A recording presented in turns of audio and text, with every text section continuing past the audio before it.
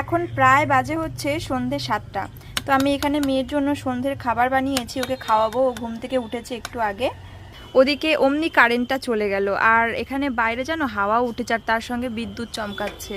তো মাঝে মাঝে বিদ্যুৎ চমকাচ্ছে, তো মনে হচ্ছে রাতে বৃষ্টি আসবে। দেখো তোমাদের দাদাভাই কি করছে, ও খিদেই পাগল হয়ে গেছে, ওই জন্য এখানে খেতে বসে পড়েছে। কি এটা? চিকেন বিরিয়ানি ডিম ছাড়া? ও না, ডিম তো আছে পাশে। ভালো লাগছে।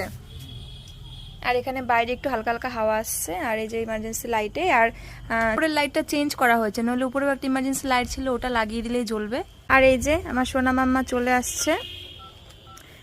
কি হচ্ছে এটা? ফোন টিপে আওয়াজ করে দিল কেমন, আমি আর পারবো না।